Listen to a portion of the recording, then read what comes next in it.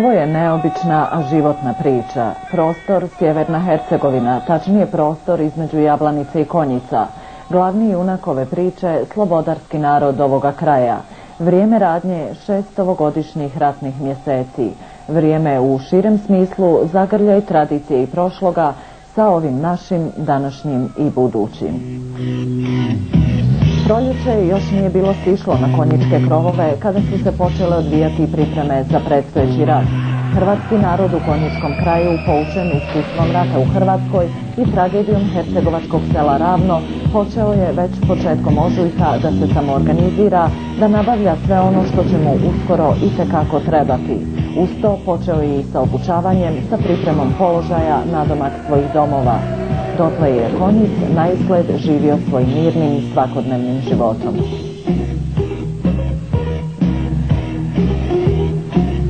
I tako, malo pomalo, nastajale su grupice, pa grupe, pa postrojbe koje su djelovale na principu manjih formacijskih jedinica. Te grupe su se zvale Hrvatskom vojskom, jer još nije bilo formirano Hrvatsko vijeće obrane. U Klisu, u centru sa najvećim dijelom hrvatskog življa ovoga kraja, početkom ožujka već je bilo 280, a u Konjicu 170 naoružanih Hrvata, od kojih je 120 već bilo završilo vojničku obuku. Znači, mjesec dana prije početka rata u Sarajevu i 2 mjeseca prije početka ratnih djelovanja na konjičkom području, za rat u Konjicu je bilo potpuno osposobljeno 450 hrvatskih vojnika.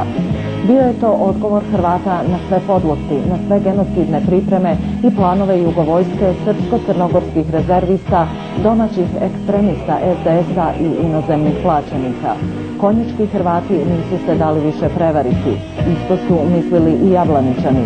Njihovo vojno samoorganiziranje pratilo je i gospodarsko organiziranje i logistička podrška i organiziranje općinskih stožera, međusobna suradnja i suradnja sa Hrvatskom zajednicom Herceg-Bosna i sa već formiranim Hrvatskim vijećem obrane.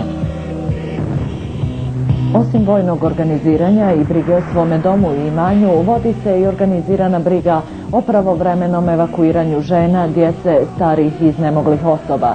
Put spasa i za hrvatsko i za muslimansko pučanstvo vodio je preko Risovca. Put u neizvjesnost obično se završavao u Imotskom, Makarskoj, Splitu, Omišu, Šibeniku, na otocima u Puli, Zagrebu. Mnogi od ovih izgnanika i danas se nalaze u Hrvatskoj. I kada se jednoga dana vrate u svoj Konjic, teško da će ga moći prepoznati, jer za tih nekoliko ratnih mjeseci gotovo da je uništen. Priredili su to četnici, oni domaći, ali i pridošli. Pripadnici Konjičkog Hrvatskog vijeća obrane, koji su bili potpuno uvjereni u zlikovačke četničke namjere, od prvih dana su stali na prve borbene linije i nisu četnicima dozvolili da uđu u grad. A što se tiče četničkih uporišta, većina ih je uništena i očišćena.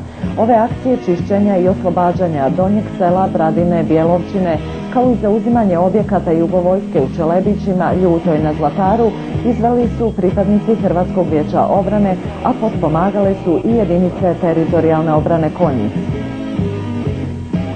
Sve ove ratne akcije koje su izvodili pripadnici Hrvatskog vijeća obrane i teritorijalne obrane izvedene su bez Zdravka Šagolja, čovjeka koji je najzaslužniji za cjelokupno opremanje i naoružavanje hrvatskog pučanstva u Konjičkom i Jablaničkom kraju.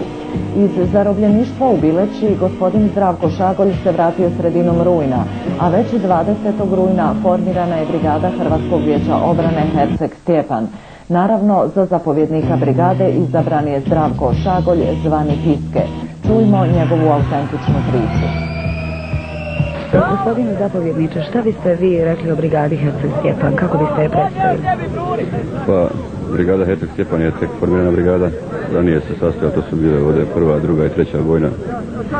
Sada je to objedinjeno u jednu brigadu i imamo sad problem oko toga, oko ustroja, jer to je veliki broj vojnika, treba to sad smjestiti, organizovati.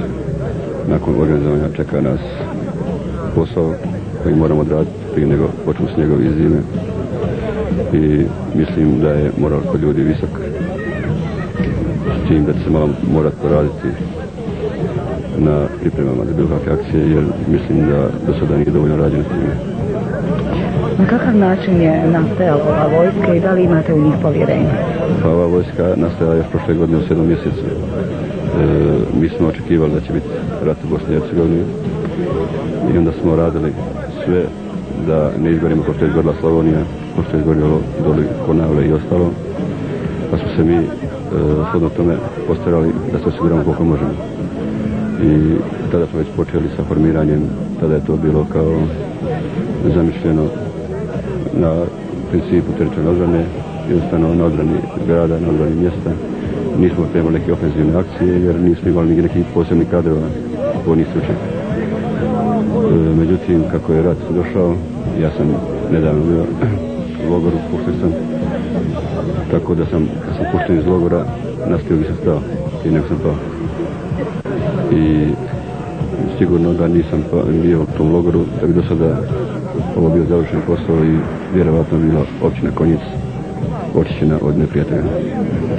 Da li su vaši momci i iskusni borci? U kojem procentu imate iskusni borac? Pa imam tu sigurno oko 20% momaka koji su bili po ratištima u Slavoniji, oko Dubrovnika, koji su bili na obukama po Hrvatskoj, pripremali se za ovaj rat, jer nismo sjedili skrštenih ruku. A koliko su ovi momci učestvovali u borbama na području Konjica? Pa u svim do sada. Na čišćenju Braljine, na čišćenju Bjelovčina, na čišćenju i zauzimanju kasarne Ljuta, na zauzimanju položaja na Ljubini kada je bilo kritično da će pasti, tada su ovi dečki došli i spasili te položaje. I mogu vam reći da sam zadovoljan s toliko akcija, imali smo samo 7 poginuli i par ranjenih. Dakle, već se može govoriti o nekoj obučenosti vojnoj. Pa, oni su obučeni kao manje jedinice i sigurno dobro znaju svoj posao. Međutim, sada na nivou brigade treba će malo to vremena da se to uhodi. Gospodine zapovjedniče, šta biste rekli o sebi? Da li biste se u par riječi predstavili? Pa, ja sam običan građanin koji sada u ovo vrijeme i u ovom ratu možda mora donijeti i doprinijeti više nego ostali, zato što sam možda malo toga više pretvorio preko leđa, pa sam iskusniji. Otkud onda, kažete vi ste običan građanin, otkud onda toliko povjerenja u vas da budete zapovjednik brigade Herceg Stjepan? Pa, ja sam to dokazao do sada. Ja već godinu dana radim pripreme, radim s ovom vojskom i mojim hapšenjem i zatvaranjem u Bileću i Morinju. Ova vojska je ostala bez komandanta, bez glave, što se kaže. A nije bilo adekvatne zamjene i sreća je pa sam izašao na vrijeme, inače bi nastalo nevjerojatnije rasulo ili bi se pretvorilo to u manje skupine, manje jedinice bez jedinstvene komande. Sada je to međutim objedinjeno. Ovo sam raspustio čiji sam došao ovdje, ovo više ne postoji u Konjicu. Svi vojnici koji su bili u HOS-u sad su pripadnici Hrvatskog vijeća odbrane, s tim da će najvjerojatnije 1% vojnika koji su do sad bili u HOS-u, a kompromitovalo se, bit će ostranjeno. Vjerujete li u brzu pobjedu kad krenete? U svakom slučaju. Bila je to priča zapovjednika Šagolja, ali priča o njemu nije niti može biti završena. On pred sobom ima samo jedan put, sloboda. Osnovnu misao svoga zapovjednika slijede i svi Pisketovi vojnici. A položiti prisegu za brigadu, posebno Herceg Stjepan, je velika čast. Biti pripadnik te brigade, ja pretpostavljam da ne može svatko, mora biti prvo pošten i dobar vojnik da bi mogao biti pripadnik te brigade. Zovem se Damir Petrović iz Hadžića, su me prognali četnici, ovdje u ovoj brigadi sam sad momentalno na vezi. U brigadi sam ovdje da pomognem da se to sve prođe, da se oslobodi, da se mogu vratiti Hadžiću. Zvonimir sam, Buzuk.